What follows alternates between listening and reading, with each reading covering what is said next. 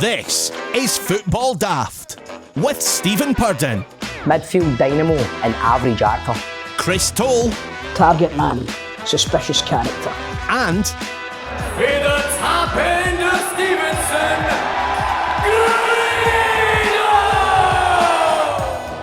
Remember, if you've been in a road traffic accident and it's not your fault, well, G4 Claims can make it very easy for yourselves. They're going to provide you with complete accident management support that you require. They will recover the costs from the at-fault party, and they'll also sort you out with a like-for-like vehicle replacement. They're also going to organise your vehicle to be repaired at one of their approved body shops and returned to yourselves. Should your vehicle be deemed a write-off, they're going to recover the pre-accident value for your car and write you a big fat cheque for it. And best of all, it's not going to cost you a penny, as they charge the at-fault insurance direct. G4 Claims, they don't cold call, they don't buy data, and once I've processed your claim, your insurance is going to remain unscathed.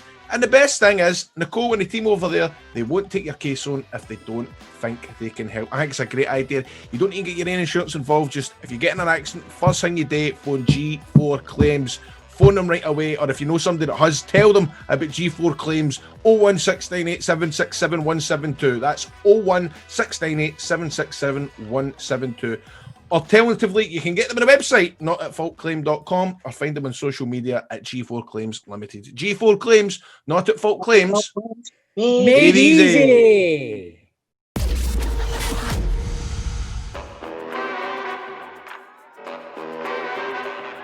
Now, let's welcome to Football Daft a former Motherwell, Aberdeen and the current Dundee United captain with over 500 career appearances. It's Mark Reynolds. Welcome to the show, Mark. How you doing, guys? All right? Aye, good mate, thanks for coming on. Thank you. No problem. Well, Really appreciate it. You started off no bad this season, Mark. It's kind of went a wee bit downhill since then. What's going on at United? I didn't know it's hard. It's a hard league. Right. Last season we were the favourites. We had the strongest squad with the best players, and we were expected to go up. Obviously, we got the tainted title with COVID, kind of cutting the season short early, and we got promoted. But we knew it was going to be tough. And then again, after this seems I don't want to turn this into a COVID-19 talk, but it's put a lot of restrictions on us, and we want to bring in a lot more players. Wanted to kind of change things up a bit, and it's just not happened. But the Scottish Premiership's a good league. It's got good players and good teams. So we knew it was going to be tough. And we're just finding our feet. And then again, you take all of that, and then your manager decides that he wants to go to Hearts and just leaves after 3 seasons. That throws a spanner in the works. That was a shocker, actually. That was a shocker, man. How did you find out about that? But the thing is, in football, you guys know, like, there's always rumours and there's always things kicking about, and there's always kind of, you hear a rumbling or you hear this or you know what I mean, that, and it builds steam, and then it kind of either happens or somebody will tell you something.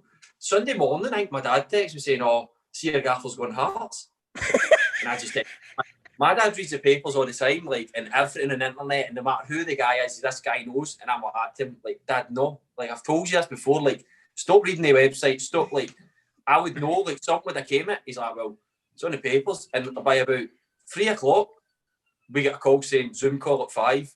On the Zoom call, yeah, the gaffer's away. We were just like, what?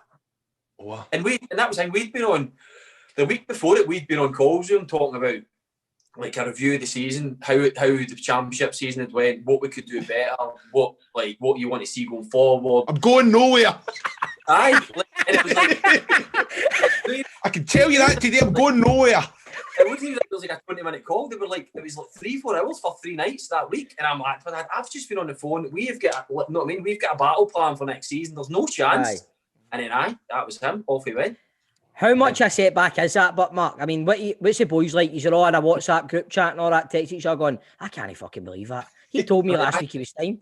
Aye, exactly. Told me he's giving me a new contract. What's happened to that? Like, we just kind of got, but no, what the thing is, see, because of the coronavirus and that, it was just like, we just accepted it. Like, even when we won the league, like, we found out via Zoom call, like, Tony Ashgar phoned me and says, look, we've, that's it, the director of football says that that's us got the league, like, we're champions. And I was like, brilliant. And that was like, that was it. And I was like, I thought one better than this. And he's like, so we're going to have a Zoom call with the boys, we'll just announce it. So that was fine, and it leaked to the papers or leaked to the press, and then Sky Sports, boys standing outside, wherever it is. I think it was just his garden, to be fair. he's like, Dundee United named champions, but the SPL have yet to confirm whether they'll be promoted. They might just get named champions in 8 places. So we're like, what do we celebrate here? Like, we're not interested in one. We want to go up. So that just get rolled into the... And then the gaffer left, and it just got to say, was just thinking, like, right, what's next? Like, what else can you throw at us here? So I would just get used to getting absolute shot. As this year has been just shocks. Yeah, Mark, have you heard for Robbie Nielsen since he went to Hearts? Have you had any like personal chats with him and all that? A few times, I just kind of like I gone great with Robbie. Like I was his captain, he used to get in, and he was very like he's a very intense guy, and he's got his way of doing stuff, and he's like the fittest guy I've ever met in my life. Like his idea of fun is going like a 50k cycle at night or like a 10k run. Trying with like, that. And it's like no, Grado, he does it in real time, no. Right, so he doesn't do it on the Wii or anything like that, no, does it in actual real life, and it's like, so he just loves it, and that's not me. Like I'm like, I always like to say I'm not a German car. I just rely on efficiency. Like I don't want to move a lot. I just want to do as bare minimum I can do. So it's like, so I go and find him. Like he's a great guy, and I phoned him, and I just like, I actually when I went Gaffer, I went actually Robbie, isn't it? And he's like, well, he's like, you know, he says, you know, football. He's like, things change. I was like, I know, just like it wasn't an issue. He's like, look, and Hearts were always his team, and I've told this story before. Like, I don't know if you tell it on a podcast. Don't know how many followers you guys got. A lot, 20 million or something like that. Aye, maybe too much, but I'm going to tell you anyway. So we had a meeting to do with the new strips, and they brought 3 of the players in, the manager, director of football, a couple of the commercial guys, to discuss the new strips and what colours we could do. Obviously, our new strip for the away strip is purple. So we've been speaking about changing the colour on that and just going over stuff. And Robbie just kept saying, I just think it needs a bit more maroon in it. And I'm like, what? Like, we've never had a strip with maroon in it. And he's like, no, I mean tangerine. I like the purple, but we bit more tangerine. We're like that. And then 2 minutes later, he's like, he's not, I like where it's going, but could we put maroon in it? And we're like, it's never get maroon. And I said, from that point, I knew if Hearts come in for him, he was going. I fully thought about it. Hearts Daft, mate. Just Hearts Daft. That's just his team. And you knew it was his team. And I think it would have took a massive club in England to get rid of him. And he was 100% buying into what we were doing at Dundee United. But Hearts came calling, and it was him. And he kind of said as much. And we just kind of, and I think as well, the club kind of say, look, if you want to go and kind of pursue that avenue, we're not interested in you staying because we want people that are 100% committed. So I think there was a lot of factors at play as to why it happened so quickly. But he was fine, and I'm sure if we see him again, he'll just he'll be fine, mate, and just telling his players to smash us as he used to do with us when he was a guy. Brilliant. But here, do you know what? That's amazing. You were telling me. Was this just because of COVID, but the likes of the new strips, or is that a normal thing? Where they come in and go, would you want the colours to be next year? That's amazing. I never knew that kind of. Well, it's never. When I was always at Aberdeen for 8 years, and we always used to say that we want to have a say in it because and they used to look. It takes place in January, and it'll need to be next January. And by the time January came, we forgot about it, and then the strips were coming out, and we want to design them. Like not tomorrow, like they're designed, they're ready to go. And but we'd said that. And Tony Asgard, the sport director, it's just trying to do stuff a wee bit different and trying to keep an involvement and give everything to say. So he's like, look, absolutely, come in, we'll put it in the calendar. So we went in, and it was good to be involved. That's the first time I'd kind of been involved in it. And I'd love that, man. I'd be brilliant. It's hard. It sounds dead cool. I'd be like designing my new leotard. Do you know what I mean? When I'm sitting with the woman that does that, it's interesting, that kind of stuff. It's almost like a compromise because we're like, right, we want it like that, and the guy's like, yeah, we can do that, but it needs to have these sleeves, but we don't let him, and we want that collar. He's like, yeah, we can't do it with that collar. So there was loads, like we thought we'd just get carte blanche and just say like, we want a purple strip, you know what I mean? We want neon pink on it, and the guy be like, absolutely love it, but he's like, that won't work. We can't do that. We need to do this. So. But it worked out good, and it was. I think for Dundee United, it was a big risk taking a purple strip as well because they'd kind of really done that, and I think they managed to tie it in with a charity with Alzheimer's Scotland as well because that's their kind of colours. So it ended up being pretty good, and the strip's lovely as well. So that's what we'd say. And if it went down well, then obviously we were involved, and if the fans hated it, then we had nothing to do with it, and we just need to wear it. Aye. So let me looking back, right? You started off your career at Motherwell, right? Were you a Motherwell supporter growing up? I was, aye. So Motherwell was my team. So like, I was born in Motherwell. I was born like 100 yards down the road from Fir Park. Went to school there. was involved in the youth team at Motherwell from I was about 11. So we used to get free tickets and that. And I, typical Motherwell boy, get free tickets for something. That's my team, absolutely. So I used to go. My pals are still big Motherwell fans. They still give me dogs abuse when I go back. Absolute pelters. I've scored twice against them as well. Scored for Aberdeen and scored for. How does that feel? How does that feel being a Motherwell fan? See, I love it, and it's quite a divisive thing as well because some people are, how dare you? Like that's your team, and it's like, but it's football. Like I'm not celebrating to like mug you off. I'm celebrating the joy of scoring. Like I'm celebrating for my team. So like, and a lot of people, and you see the guys like that score against some teams that just stand there as if like, but no, I was right in front of the Well boys, giving it the yes, here we go, and it was a winner against that, and it was a winner the last time. It's kind of like, Motherwell were great. They were my team, and I still love them. I still think they're doing well, and they gave me a great start in the game. But ultimately, I don't score many goals, so I'm going to go mental and score them. Does any of your pals genuinely follow with you after you do that? If you're giving it large with the... One of my pals, Dave McGill, he's a big, probably the biggest, and he texts me genuinely, like, and I can tell he's genuinely torn when he's texting me. That it really hurts him that we've won. And when I scored and celebrated, he texts saying, "You bastards, you've done it again." It's like, no respect. And he's like, no respect. and he's being serious, and it's like, and I can tell the way he's texting that it's hurting him. He's like, but it's just, he knows it. But he sits in the crowd. And the crowds were back in. He used to sit in the crowd and he would shout like nonsense about me being a turncoat and this and that, and like it was a joke. It was a joke between me and him. But the guys next to him were all agreeing with me. You're right, son. He is. And well, like, my God. So I love that my time at Motherwell. And what age are you, Mark? Now I'm kind of Benjamin Button. Nobody really knows now. I'm trying to pretend I'm still under 30, but I'm actually 33. You're very free. So I'm just thinking, because I mean, it feels like, I don't know, you seem like a player that's just been playing forever. It feels like that. Do you know that way, Bob? You know what I mean by that? It feels like you've always been a player. Grado, I know what you're saying, right? But I get the opposite feeling. Right. I feel as if you've only recently come onto the scene.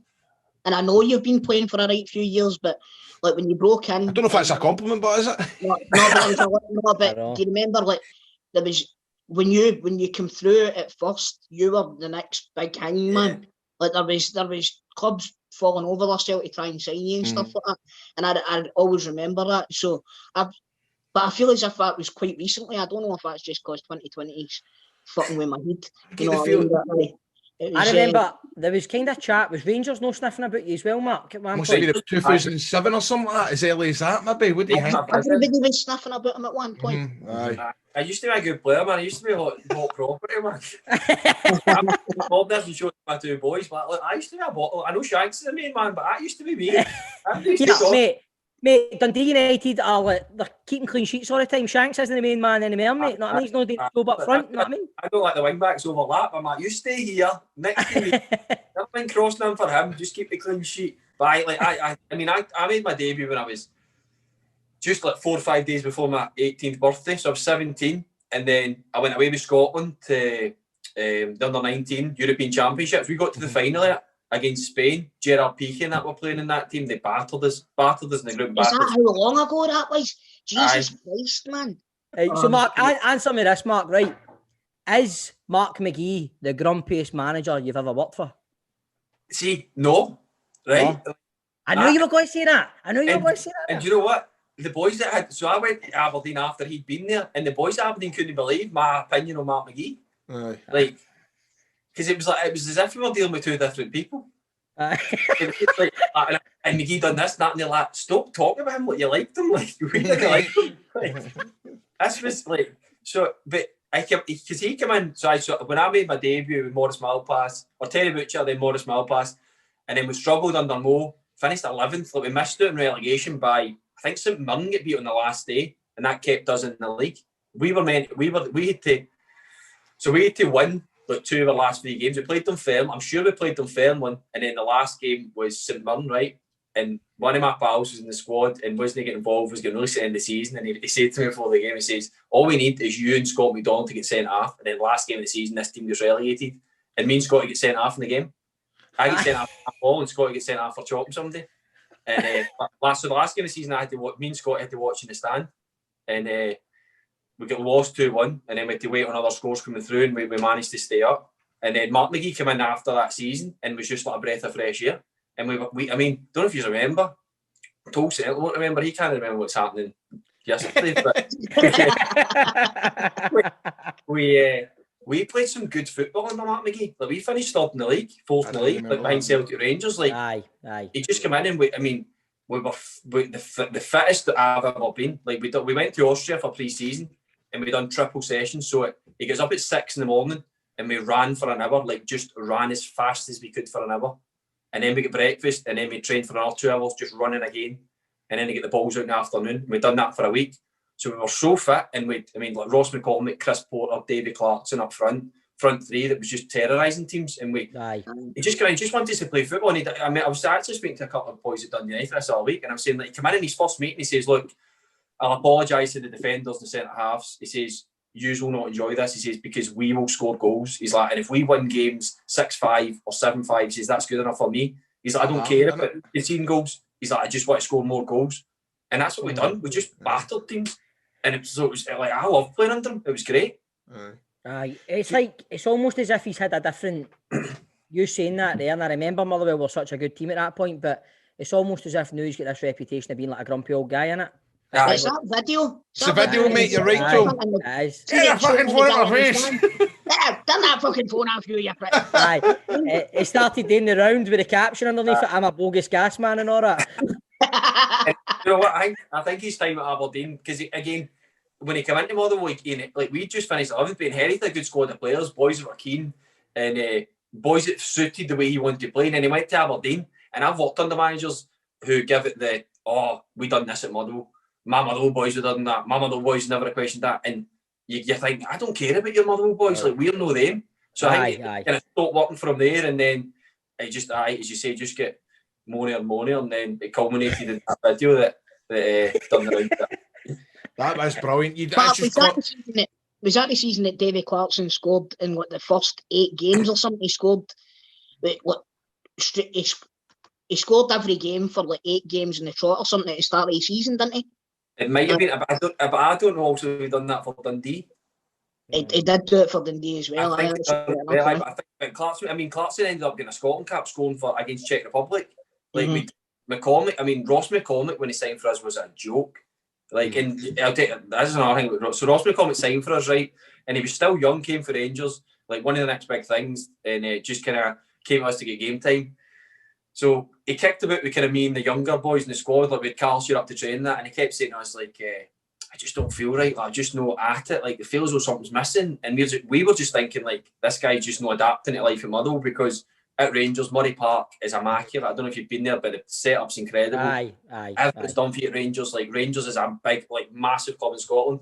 He's came to Motherwell, and it's like you're getting a minibus to training, or your car sharing to training, and we don't have our own training ground. We're just saying, the office just isn't it. So we just like to him, look, you'll get used to it. Don't worry, like, these things, it takes time in that. Turns out he had an overactive thyroid gland, and it was like proper, like, he proper just couldn't get used to it. Like, and we're telling him, don't go see a doctor, you're fine. It's a minibus, mate. Honestly, hearts of the besties. Eventually, you will love the minibus. Like, it's the best part of the day. And he's actually, the fact is, he's not like, I might need an operation, but they put him in his medication. I swear to God, they put him in this medication, and he was like a different player. Like, he was electric, like ripping up for us, and then he kicked on and moved down south. But me and 3 of my mates nearly got him killed by telling him. Then when he gets his medication, he's buzzing. He's fucking driving the minibus for these, not that getting to the games. No, he's running beside it all the way down to fucking. So yeah, after Motherwell, you've went down south for a wee while with Sheffield Wednesday. How did that come about, and what was the experience like overall? That was like a paid holiday, to be honest with you, to be as blunt as possible. Like, I just never kicked my own arse. Like, the thing is, I had two, like, when I moved to Sheffield, I had the chance to go Sheffield or Swansea, and went Sheffield. It was a huge club, still is a huge club. Right. Swansea were kind of, Swansea, after I'd said no, went back-to-back promotions to the Premiership. Right. So, like, I just couldn't make a right decision at all. So it was like, that was, but Sheffield were a huge club. League One, should have won it. We're going to, and the thing for me, we're going into the Championship as a big club. A lot of times in England, teams get promoted into the Championship and it's like they'll just exist or they'll float about. Sheffield, I mean, we were getting 18, 19, 20,000 fans in League One. Mm-hmm. Aye, big So, following, I mean, everything was fine. Alan Irvine had wanted me for a while, like, had watched me, wanted me to play, wanted me to go down there and do well. And he was the kind of swaying factor, went down there, signed up, all got sorted, and then he gets sacked like a week, 2 weeks later.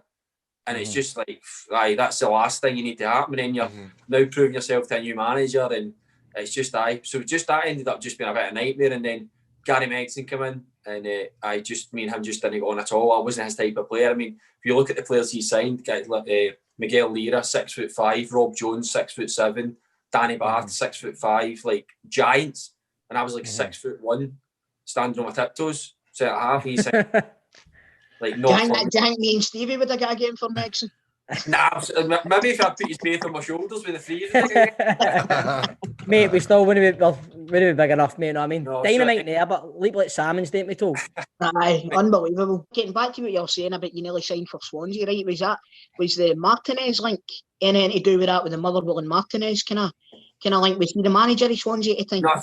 No, I think it was Brendan Rodgers that was the manager at the time. Was it Rodgers? I think, and it was his scout that had kind of been pushing it, and like he was kind of. I hadn't spoke to Brendan or really had any dealings with him at all, but the scout says, no, look, he fits in, and Brendan, blah, blah, blah. And it was just more the fact that Alan Irvine had spoke to him and he'd followed us for a while. And it was just, and again, hindsight's 2020, but everything lined up for Sheffield to be the perfect fit. And ultimately, it couldn't have worked out, I think, much worse. But that's life. We were talking about it before we come on to interview you, before you come on here. And you're telling us about the media stuff and all that. And it's funny because, like, you're saying you've got the monotone voice and that, but you're on this podcast, you're talking away, you're brand new. Why is it you're not allowed to get your character out when you're doing these post-match interviews? It's all that, we'll get the 3 points, onwards and upwards, onto, what is it they say again? Onto the next, what is it they always say again? We go again. We go again. But do you get training for that? Like, what's the deal? Is there words you're told to say so you don't put the fit in it, whatever? I mean, usually, at Aberdeen and that, we used to get briefed before we went in, like, this is kind of the message, this is what the manager said, this is what we want to get across, like, don't say this, if this is get brought up, just avoid it. So there is about that, but I think it's just, it's kind of like, I don't know what the relationship is, you just can't be bothered with it, like, you just don't, and a lot of the time, this is just me, like, you just feel as though they've already wrote their story, and they're just asking you, just to, just to fill and just to give credence to what you're saying, and it's like you feel like saying, and a couple of times I used to get in and say, like, right, so guys, what's the story? What do you need to say? And they just laugh, and then they would just get you to do it, and it's like, what am I even here for? But I think you just don't want to get made look like an idiot, and a lot of times you just don't want to set yourself up. Like, there's a lot of times you're thinking, like, no, we were terrible in that game, or we could have battered them, and you don't want to come out and say that, or you don't. I'd love that. What you need to remember as well is, Grado, you gave an interview last week and then they were proclaiming you as the next fucking such and such. You're right. You're right, mate. So you definitely need to watch your eyes and ears when you're talking to them. I do get what you mean. I'm thinking about it as a post-match. Like, it would be brilliant if a player had turned around and said, you know what, fucking pumped him today. I know it's never going to happen, right? But it would be brilliant. But I do know what you mean, with twisting their word. They totally twist your words, or they take it out of context to make you look daft. So I can totally get why football players they're everything they say is calculated, so they know that they can't be taken out of context. I do get that. And then because the thing is as well, because one of your young boys done an interview for something, and it was like, the teammates won like best dressed, worst dressed, funniest in the changing room, and somebody put Mark Reynolds, and the wee boy said Mark Reynolds, and somebody, and it was on Twitter, and somebody commented on it saying, "Cannot believe that. Seems like a born bastard." I think, like, the only time you get to see me is post, like, you've no idea what I'm like.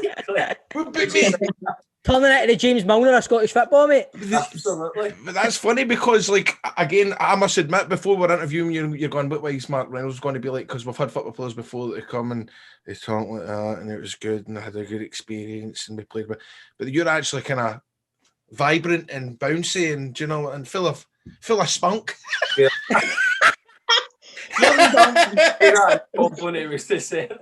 I've never been told I'm full of spunk, and I've never been. I just genuinely think Grado for a second there, I thought he was on some sort of American chat show, man. And You're out there, you're vibrant, you're just full of spunk, Mark. And it's I'm saying it's a yes from me, and it is a yes from me. I'll start. Brilliant, man. Right, so after from Spunk to Aberdeen, Mark. so you went to Aberdeen. That was probably a no-brainer, that move after what happened in Chef Wedder. No, absolutely, and it was Craig Brown. I'd worked under Craig Brown. That's two words that do get put in the same sentence. Craig Brown. I had Craig Brown down at Motherwell and loved him. Craig Brown was my best manager I've worked under. Him and Archie Knox. And you know what? We had a meeting at Motherwell, right? In fact, it was a Motherwell, and it was Aberdeen, changing him at Aberdeen. And Archie Knox was like, it was a shite result. And Archie Knox would come in and just rule. Like Keith Lasley spoke about it before. He used to do, after the game, he used to get dressed, right? And everybody that works under him will tell you this. He used to put on his shirt and his tie, and then his shoes and his socks and his shoes. No pants, no trousers. And then the moment he'd put his shirt and tie and his shoes and socks on, he then decided he had something to say, so he would stand up and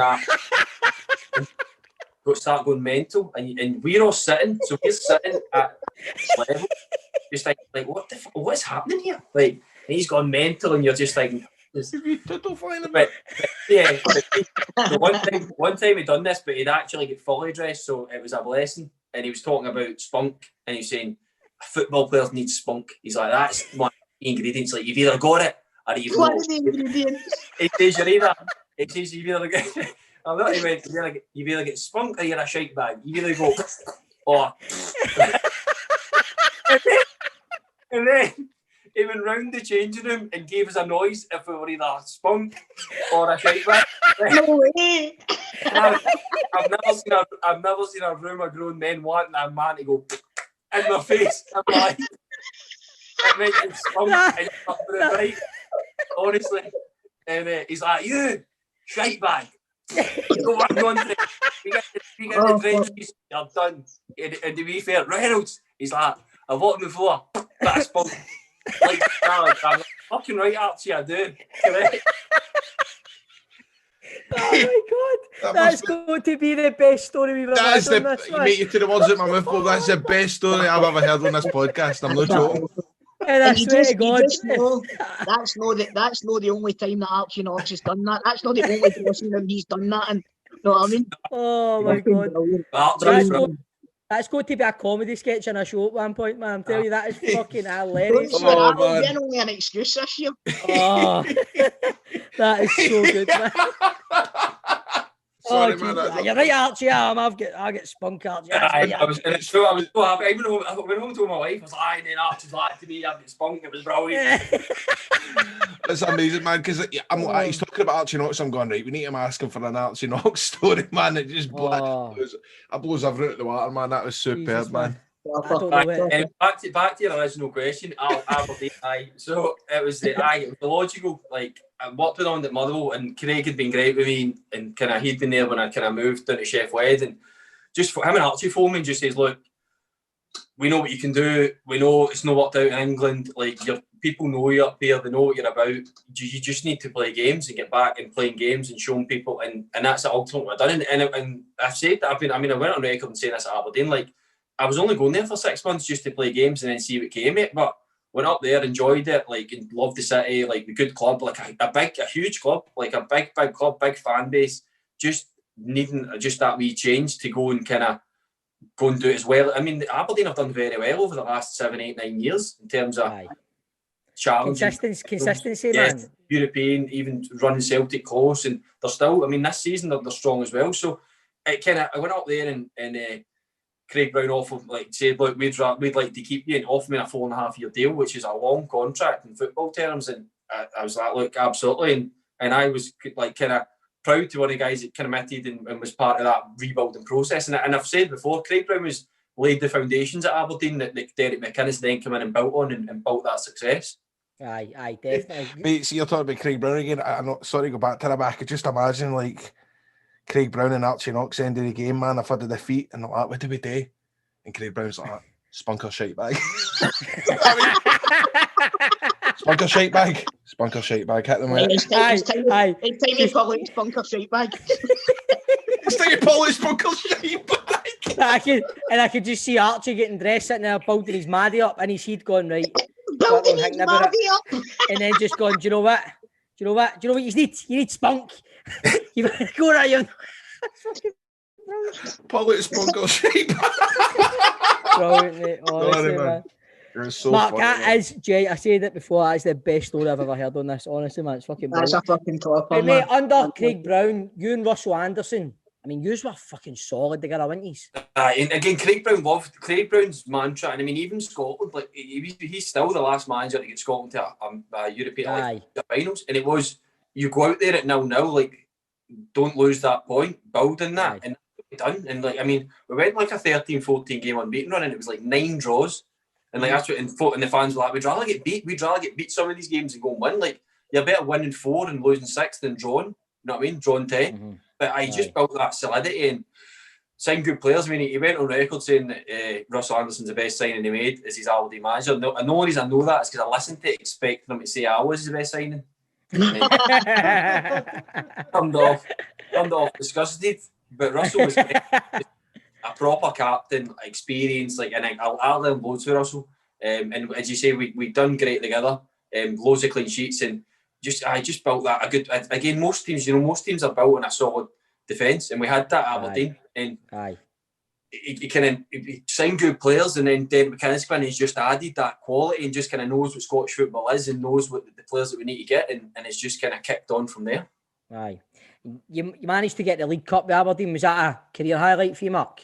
Absolutely. I mean that and winning the championship with Dundee United, they're the two pinnacles of success. And we should have won more at Aberdeen with loads of chances. We just ran into a really, really good strong Celtic.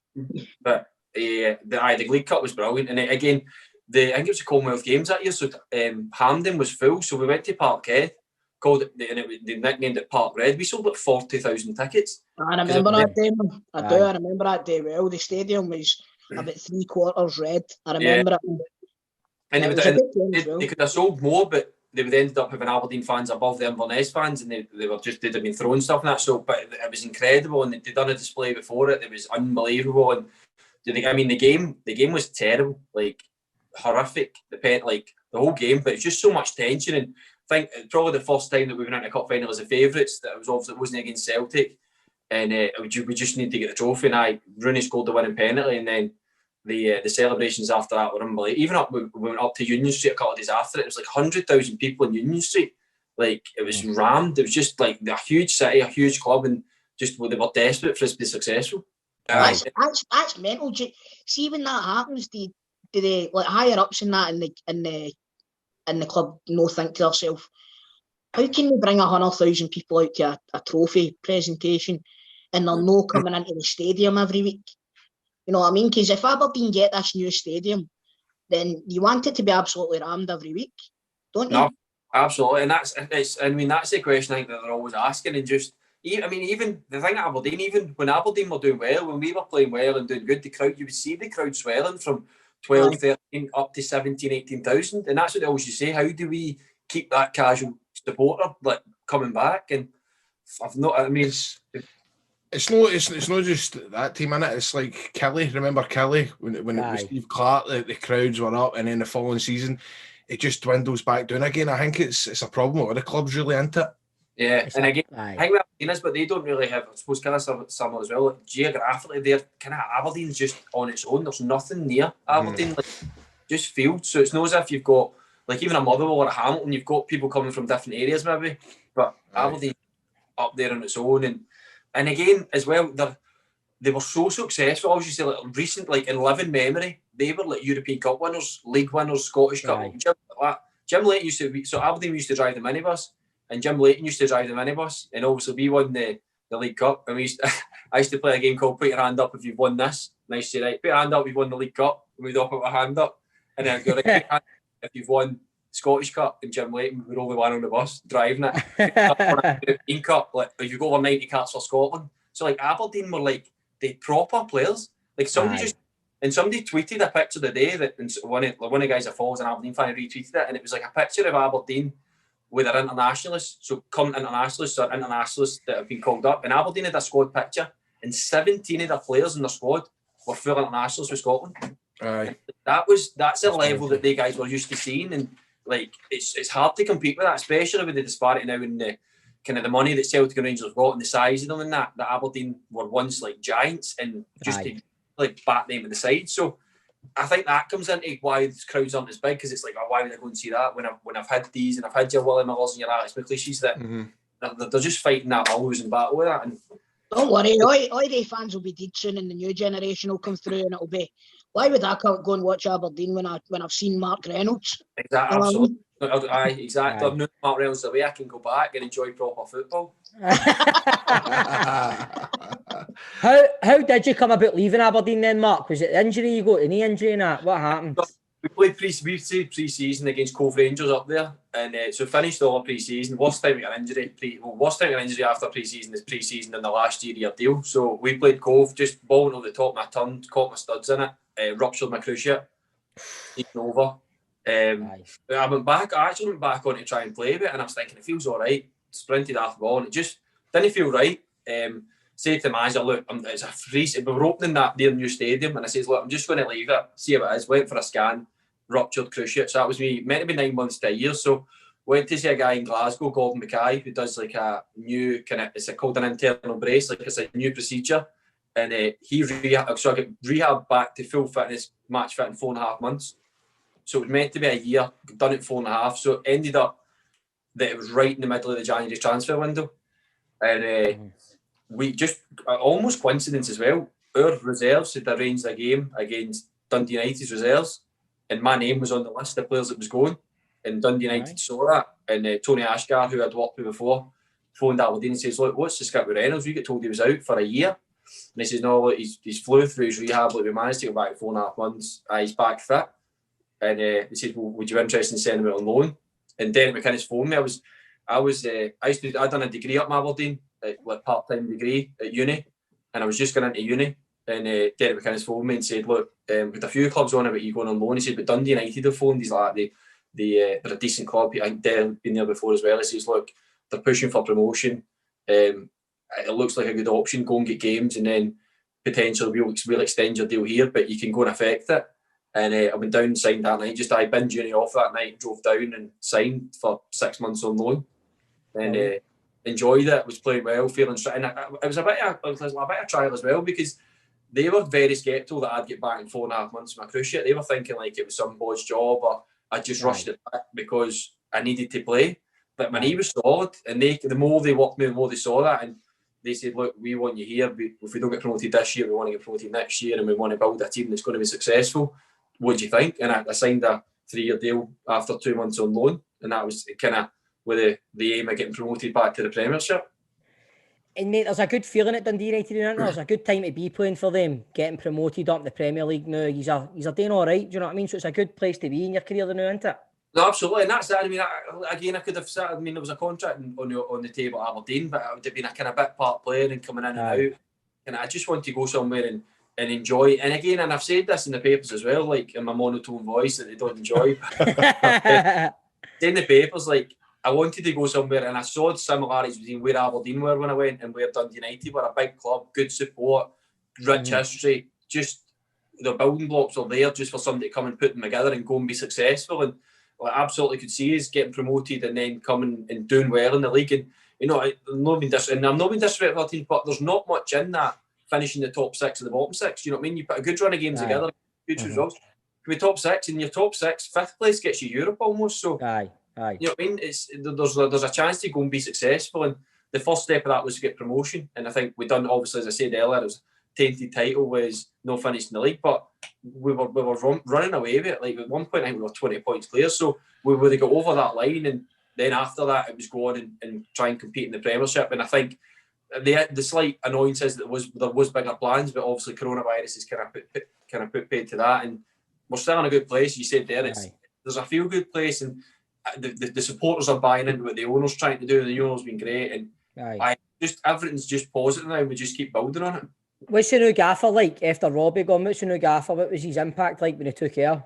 Brilliant, really good. I got on great with him. I know he had a meeting as well at the start, and he says, "Look, I know what football's like. So I know you're all phone guys that you played with, that have played under me." He's like, and I'm confident I can stand here and say they've all given me a good shout, and they did. And he is. He's just a genuine guy. He just wants to go and try and play good football and try and get on the front foot and attack teams. And he's kind of come in a different type from Robbie, but it's just football.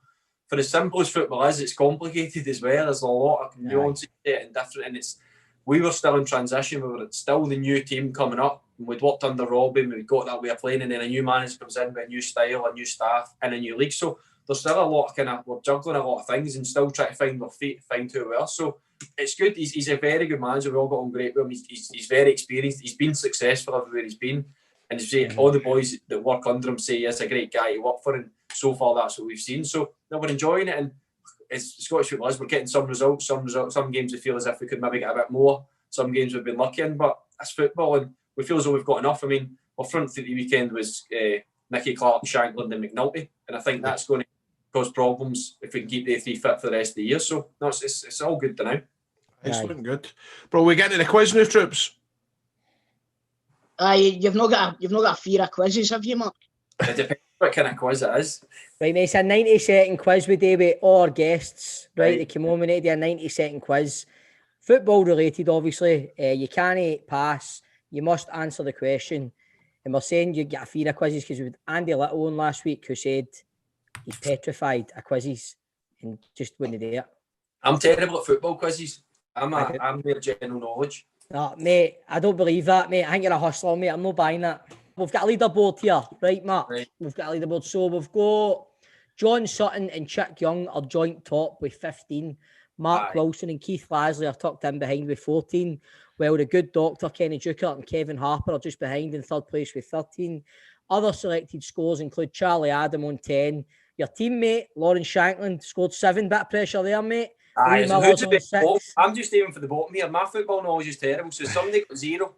Well, mate, we've got Falkirk manager David McCracken, who's joint bottom with Andy Little, because Andy Little refused to do it. Both of them have got 1 point. But, mate, you can't, an experienced professional campaigner like yourself, can't go back into training, see Lauren Shankland, and see that he's outscored during this quiz. Come on, Mark, you can beat Lauren Shankland. I'm getting there.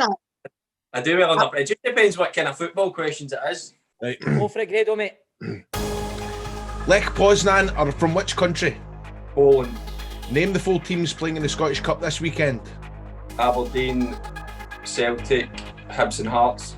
Aidan McGeady is currently on loan to which club? Pass.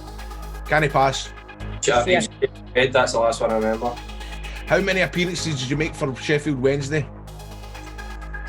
17, 14.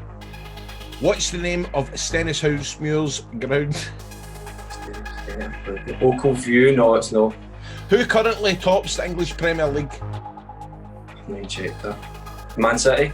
Which Scottish club are known as the Spiders? Queen's Park.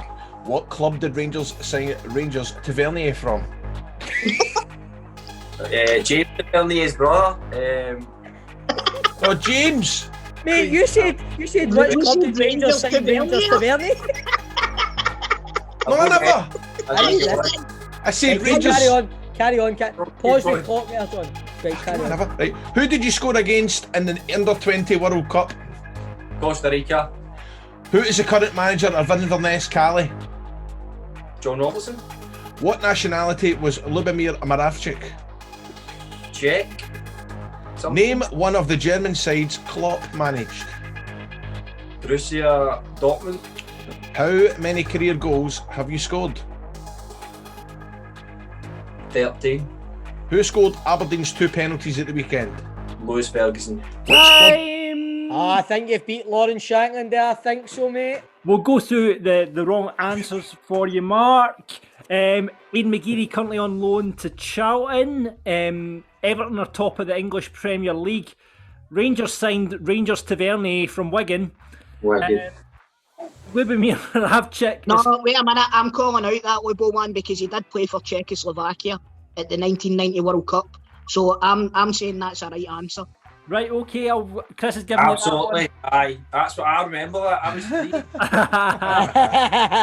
I have got you down for 10, so you beat Lauren Shankland. That's fine. Well done. All right, mate. There you go, That's mate. good. My football knowledge is shocking. I'm more like that obscure. I'm the one you bring into the general knowledge round that just knows random shit. No, Mark.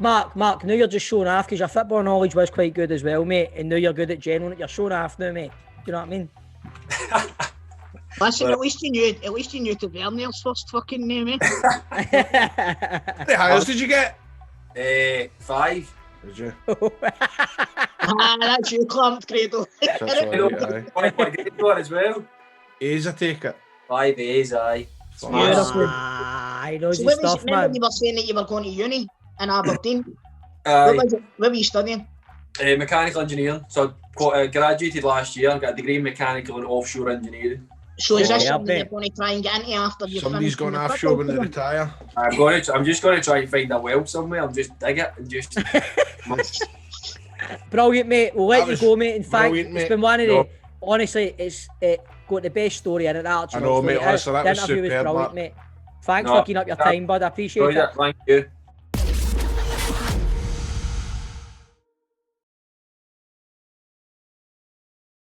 Now, listen, everybody hates when you've got to cut them down. You know, there's always that one team that lets you down when they concede a last minute goal.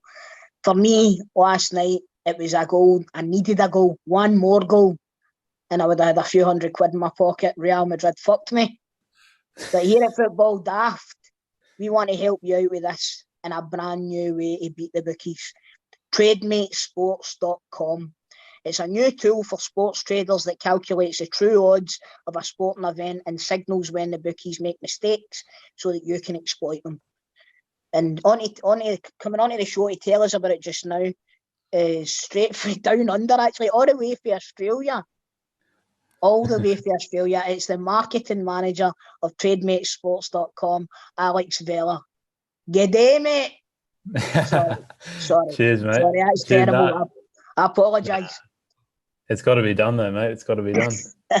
Well, listen, Alex, tell me a wee bit more about TradeMate Sports. Yeah, so TradeMate Sports is a value betting software. So I guess a lot of people are probably unfamiliar with the term value betting. I guess I probably best to just dumb it down as much as possible. It's just about betting on deviations between bookmakers, so different betting odds. So I guess the easiest example is the coin flip example. Heads or tails, the odds on either side should be 2 in odds. So 50-50 is your chance. And what value betting is we're just saying, like, imagine if for let's just say the coin is completely equal, like there's no chance that it's weighted unevenly or anything like that. So it's a 50-50 chance of flipping on either heads or tails. Imagine if I said to you that instead of giving you 2 in odds, I'll give you 2.2 in odds or 2.1 in odds, whatever that is. So you're getting value in a way, like you're getting a bigger value than what the actual probability is. And then on the other side, I'll say you get 1.9 or 1.8 in odds for tails, let's just say. So every day of the week, you're going to say heads because when it does land on heads, you're going to... of winning. You've got a chance of winning more money. Not more chance of winning, but a chance of winning more money. Exactly. And you play that scenario out thousands of times, hundreds of thousands of times, how many times you want to do it. Like in the long run, you're going to make a fair crack of money. So, I guess that's value betting at its core. And there's, how that relates to sports betting, I guess I can explain later. But I guess that's like the core principle, like the easiest way for people to understand. So what exactly does the service offer? Yeah, so basically this is where it might get a bit complicated, but there's like bookmakers that are really good at predicting the true odds of a game. So essentially there's millions, probably not billions of dollars, but sometimes tens of millions of dollars put into a football game, like like your Liverpool versus Arsenal's, your Manchester United versus Chelsea, like these are huge games. So there's millions of dollars put into these games. So there's actually like over time, like a fair price is created, like the correct probability of the game is created. So what TradeMate does is we track like the sharpest odds, like the ones that create the truest probability of the game. But on the other hand, there's some bookmakers that are really, really shit. They're really shit at putting their odds up, or at least they're really slow at reacting to changes in the market. So what happens is you might get your Bet365 or your Paddy Power, these kind of bookmakers. They're really slow at changing their odds. So best example that ever happened was in a cup game between Chelsea and Man City about 3 or 4 years ago. Basically, Man City came out and they fielded like 5 youngsters, or 5 debutants, never played a game of football in their life, or at least for Man City. And so they played against a strong Chelsea team. And so what happened was, obviously that news came in an hour before kickoff. The odds like significantly drop on Chelsea because they've realised, all right, you know, the likes of Aguero, De Bruyne, whoever was playing at the time, aren't playing. So Chelsea's odds significantly drop from like 1.8 to 1.4 or something ridiculous like that. And so what happens in that scenario is our customers get an alert saying, look, Manchester or Chelsea are at 1.8 in odds here, but their real probability of winning is 1.4. Now, that's like a really exaggerated example of like, you know, it's not always going to drop by that much.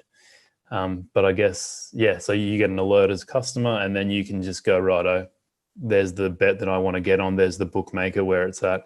That's how much I should put on it. And then you go and place that at your bookmaker. So basically, it's the service is guiding people to slow reactions, but also bookmakers that aren't giving the true odds to a game are giving actually more than the true odds. Yeah, exactly. It's almost like exploiting bookmakers that are really slow at changing their odds. That's probably the easiest way of putting it. Bookmakers have been exploiting us for years, so it's about fucking time. Oh, mate, I couldn't agree. And the thing is that the shame about everything is that once you, I've seen it myself multiple times, and obviously our customers, the biggest problem is that they don't want winning players. I don't know how much you guys know about this kind of stuff, but you'll notice, you know, within, I think my quickest limitation was maybe 3 weeks or 4 weeks after I started using the software, got a nice little message from Bet365, or sometimes they don't even message you and they'll just say, this Bet365 completely banned me.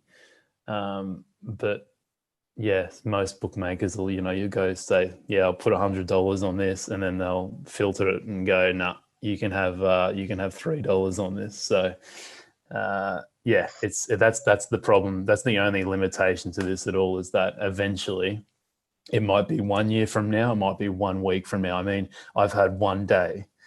They will limit you because they know that your strategy, just from like, you know, you placing maybe 5 to 10 bets, they can see that your strategy in the long term is a winning one, and that they'd rather just get rid of you now because they know in the long term they're completely fucked. No, fair dues. So as you said, you've been getting limited and stuff like that. But have the bookies actually caught wind of TradeMate Sports, and are they not trying to shut you down or anything like that? No. No, well, here the thing is like we're reasonably, I guess, if you compare us, like how many people use TradeMate Sports compared to how many people use a bookmaker, we are a very, very, very small community. So their risk management tactics are to limit people, like we said. So rather than become a sharper bookmaker, like, you know, get better algorithms, models in place so that these issues don't occur with them, they'd rather just take the easy route. And if you win a bit of money over time, if you're getting better odds than you should be getting in a way, that's just their risk management situation at the moment. So yeah, I mean, I mean, maybe it's something to worry about in the future, but at the moment, trust me, like, I mean, bookmakers make millions. I think Bet365 make hundreds of millions, maybe even billions of dollars. Like, they do not give a fuck about us. we are a very, very small community. I mean, mate, one day, hopefully, we'll be sitting here saying, look, we've just changed. I mean, that's our co-founder, Jonas Yelstad. He's a professional sports bettor. And he created the software. His goal is to create a revolution in the gambling industry. As much as we love that at the moment, like, these bookmakers like Bet365, Paddy Power, Unibet, so on, they don't need to worry about us right now. How do the Football Daft listeners get involved? Is it literally a case of going onto the website and signing up, or how do they go about it? Yeah, so I guess we'll leave a link in the description or whatever, and you guys just click on that, and that'll take you to our homepage, and then you can start a free week trial. I think it's like the top right hand corner of the website. Just press sign up. And the good thing is that we don't take any credit card, debit card details or anything like that. So just start a free trial. No strings attached. Just have a look, and I think it's just it's important because I guess we've just realized over time that people just start a free week trial just to check it out, and which is fine. Like, you should obviously check it all out, but come in with the mindset of, if you are going to take this seriously, to make this a long-term thing and not just a 1 week thing, because value betting is all about years and years and years, or maybe months. Maybe I've exaggerated a bit. I understand exactly what you're saying there. It's, it really is really quite interesting to me, this sort of thing, because, as I said, I've been making weekly donations to Sky Bet and William Hill and fucking Paddy Power and Bet365, like you said, every single week for the past God knows how long. So, a wee bit of guidance wouldn't be the worst fucking thing that ever happened to me, to be honest with you. But listen, Alex, like you said, we're going to put the link in the description underneath the podcast this week. And if you're interested in this, give it a click, have a look, take your free trial, and you never know, you could have money falling out your pockets by this time in a couple of years. Alex, thanks very much for coming on the show. We really appreciate it. And that's TradeMatesSports.com, folks. Give them a go. Audio Frontier.